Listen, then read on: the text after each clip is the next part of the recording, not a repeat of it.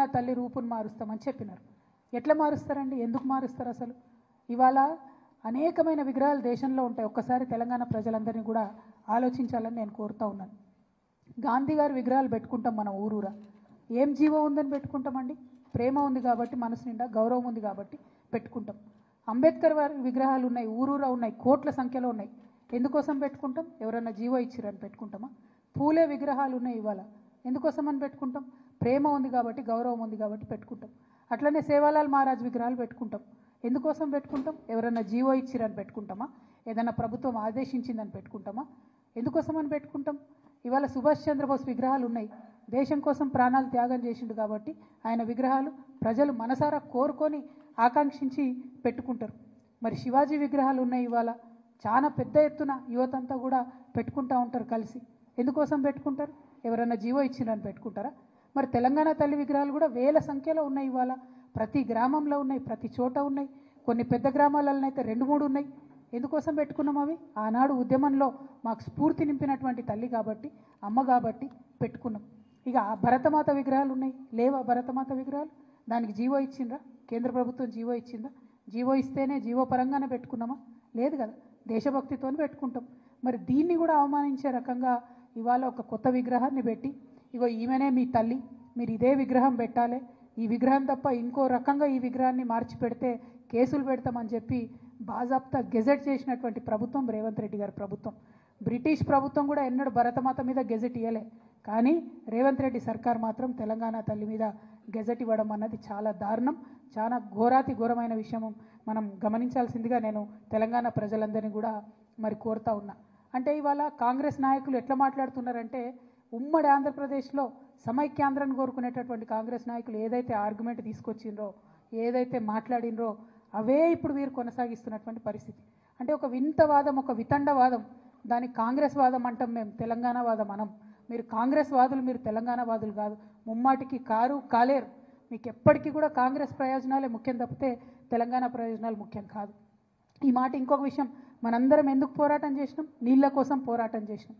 ఆదిత్యనాథ్ దాస్ అనేటటువంటి ఒక అధికారి, ఆంధ్రప్రదేశ్లో చీఫ్ సెక్రటరీగా పనిచేసి రిటైర్ అయినటువంటి అధికారి, అక్కడ ఉండి రాయలసీమ లిఫ్ట్ ఇరిగేషన్ నుంచి రోజుకొక టీఎంసీ నీళ్ళని తీసుకుపోవచ్చని ఆదేశాలు ఇచ్చినటువంటి అధికారిని తీసుకొచ్చి ఇవాళ మీరు తెలంగాణ రాష్ట్ర ఇరిగేషన్ శాఖలో అడ్వైజర్గా పెట్టిండ్రు.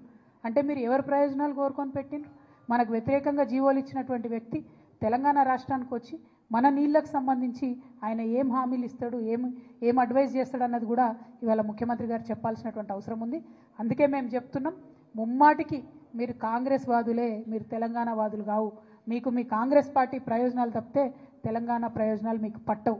ఇవాళ ఓట్ల కోసం ఎలక్షన్ల సమయంలో ఏం చేసిండ్రండి కాంగ్రెస్ పార్టీ? రేవంత్ రెడ్డి గారు ఎలక్షన్ల కోసం ఏం చేసిండ్రు? వాళ్ళ నాయకులు నాయకురాళ్ళు అందరూ కూడా పెద్ద పెట్టున బతుకమ్మ ఎత్తినటువంటి పరిస్థితిని మీరు గమనించాలి. ఇవన్నీ శ్రీమతి ఇందిరాగాంధీ గారు, మరి తను బతుకమ్మ ఎత్తుకొని తెలంగాణ ప్రజలకు బతుకమ్మను శుభాకాంక్షలు చెప్పినటువంటి వ్యక్తి. తర్వాత శ్రీమతి సోనియా గాంధీ గారు, ఆవిడ బతుకమ్మ ఎత్తుకొని ఆమె తెలంగాణ ప్రజలందరూ కూడా బతుకమ్మ శుభాకాంక్షలు చెప్పారు. ఇదిగోండి మన తెలంగాణలోనే ఎన్నికల ముందు ర్యాలీలో ప్రియాంక గాంధీ గారు, రాహుల్ గాంధీ గారు బతుకమ్మ ఎత్తుకొని తెలంగాణ ప్రజలకు శుభాకాంక్షలు చెప్పారు. తర్వాత ప్రియాంక గాంధీ గారు అద్భుతమైనటువంటి ట్వీట్ చేసిండ్రు. ఏమని చేసిండ్రు? తెలంగాణ ప్రజలందరికీ ప్రత్యేకంగా తెలంగాణ ఆడపడుచులందరికీ బతుకమ్మ పండుగ శుభాకాంక్షలు. ఎందుకంటే 1978లో ఓరుగల్లు మహిళలతో కలిసి మా నానమ్మ శ్రీమతి ఇందిరాగాంధీ గారు బతుకమ్మ ఉత్సవాల్లో పాల్గొనడం ఒక మధుర స్మృతి అని చెప్పి ప్రియాంక గాంధీ గారు చేసినటువంటి ట్వీట్ ఇది. అంటే ఓట్లు ఉన్నప్పుడు మాత్రం మన పండుగలు వనుకొస్తాయి. ఓట్లు ఉన్నప్పుడు బతుకమ్మ తెలంగాణ ప్రత్యేక పండుగని, తెలంగాణ ఆడపడుచులందరికీ శుభాకాంక్షలు చెప్పాలని ఓట్లు ఉన్నప్పుడు గుర్తొస్తాయి. ఆ వీడియో చూపి. ఇగో ఇందులో అయితే అద్భుతమైన వీడియో అండి ఇది, మీరు తప్పకుండా చూపించాలి మీడియా మిత్రులు. రేవంత్ రెడ్డి గారు, రాహుల్ గాంధీ గారు, కేసీ వేణుగోపాల్ గారు, జయరాం రమేష్ గారు అందరూ కలిసి కోలాటము బతుకమ్మ కలిపి ఆడుతున్నారు. పాపం అక్కడ కూడా మా బట్టెన్నను వెనక వరుసలు పెట్టిండ్రు. సామాజిక తెలంగాణలో బట్టెన్నను వెనక వరుసలు పెట్టి వీళ్ళ అగ్రనాయకులందరూ కలిసి బతుకమ్మ ఆడిండ్రు. బతుకమ్మ ఆడి ఓట్లు ఉన్నాయి కాబట్టి ఎన్ని ఆటలన్నా ఆడతారు అన్నట్టు. కానీ ఓట్లు అయిపోగానే తెలంగాణ బతుకమ్మ ఎవరిది, ఎవరు ఆడినరు, ఎందుకోసం బతుకమ్మని చేయాలి, ఎందుకోసం మరి మేము బతుకమ్మను గౌరవించాలి, తెలంగాణ తల్లి చేతుల బతుకమ్మ ఎందుకు ఉండాలి అని వాళ్ళ వెర్రి ప్రశ్నలు, వింత ప్రశ్నలు, వితండవాదం చేస్తున్నారు. ఎందుకు ఉండాలంటే కేసీఆర్ గారు ముఖ్యమంత్రిగా ఉన్నప్పుడు ఇక మీరు బాగా మాట్లాడుతున్నారు కదా, గెజెట్ ఇయ్యలే, జీవో ఇయ్యలేని బతుకమ్మ పండుగ గురించి బతుకమ్మను రాష్ట్ర పండుగ చేస్తూ జీవోఎస్ నంబర్ 2 ద్వారా రాష్ట్ర పండుగ బతుకమ్మని ఇచ్చారు. మరి వాళ్ళ ముఖ్యమంత్రి గారిని మేము సూటిగా ప్రశ్నిస్తున్నాం. రాష్ట్ర పండుగ అయినటువంటి ఈ బతుకమ్మ పండుగను అవమానించే విధంగా మాట్లాడుతున్నటువంటి మీ మంత్రులను, మీ కాంగ్రెస్ పార్టీ నాయకులను వాళ్ళ మీద మీరు ఏం చర్యలు తీసుకుంటారు? ఇది మన రాష్ట్ర పండుగ అని అధికారికంగా ప్రకటించుకున్నాం. రాష్ట్ర పండుగను అవమానపరిచే విధంగా మేము చేసుకోము, మాకు సంబంధం లేదు, ఎవరు చేసిండ్రు, ఎక్కడ చేసిండ్రు అని వింత ప్రశ్నలు మాట్లాడుతున్నటువంటి మీ నాయకులకు మీరు ఏం ఏం ఏం శిక్ష వేస్తారు? అంటే ఆంబోతులను వదిలినట్టు ఆడబిడ్డల పండుగ మీద మాట్లాడడానికి మీరు మీ మంత్రుల్ని, నాయకులను వదిలిపెట్టినరా? ఇది వాళ్ళ చెప్పాలి మీరు. ఎందుకంటే ఎటు పడితే మాట్లాడడం, ఆడపిల్లలే కదా మమ్మల్ని అడగర్లే అని మీకేమన్నా ఎందుకింత అభిజాత్యం నాకు అర్థం కాదు.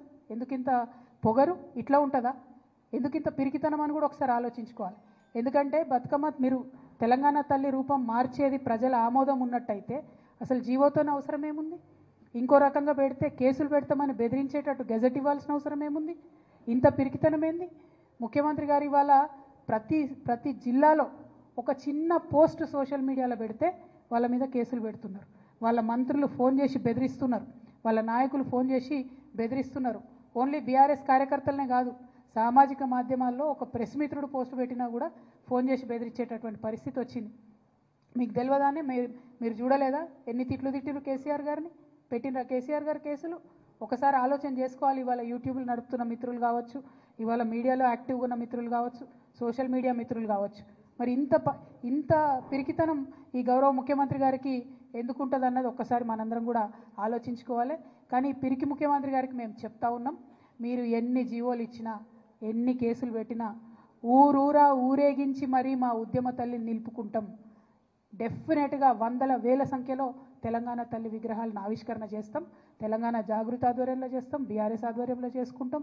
తెలంగాణ వాదులం, తెలంగాణ ప్రేమికులం అందరం కూడా కలిసి ఊరూరా నిలబెట్టుకుంటాం విగ్రహాలు. మీరు మారిస్తే మా గుండెలలో ఉన్న తెలంగాణ తల్లి బొమ్మ చెరిగిపోదు. మీకు ప్రజలు అవకాశం ఇచ్చారు, వీలైతే 10 మంచి పనులు చేయండి. కానీ ఇట్లాంటివన్నీ చేసి తెలంగాణ ప్రజలను, తెలంగాణ వాదుల్ని బాధ పెట్టొద్దని కోరుతా ఉన్నాం. ఈ చర్చ అంతా కూడా వాస్తవానికి మీరు అభివృద్ధి చేయలేకపోతూ ఉన్నారు కాబట్టి ఒక డైవర్షన్ కోసం మీరు వాడుకుంటున్నారని చెప్పి మేము బలంగా నమ్ముతూ ఉన్నాం. మేము మిమ్మల్ని మళ్ళీ ఒకసారి కోరుతున్నాం, మాకు ఇష్టం వచ్చిన తల్లిని మా ఇష్టం వచ్చిన దగ్గర పెట్టుకునేటటువంటి స్వేచ్ఛ, స్వాతంత్రం తెలంగాణ రాష్ట్రంలో తెలంగాణ ప్రజలకు ఉండాలి. దానికి మేమే మార్గదర్శకంగా ముందుంటాం. మీరు ఎన్ని కేసులు పెట్టుకున్నా భయపడేది లేదని తెలియజేస్తూ, బతుకమ్మ మీద మరొక్కసారి మాట్లాడే ముందు మంత్రులైనా, కాంగ్రెస్ నాయకులైనా ఆలోచించి ఆడబిడ్డలు మీరు మాట్లాడే ప్రతి మాటను కూడా గమనిస్తున్నారన్న విషయాన్ని ఆలోచించి ఒళ్ళు దగ్గర పెట్టుకొని మాట్లాడాలని చెప్పి హెచ్చరిక చేస్తూ ఉన్నాం. Thank you. జై తెలంగాణ.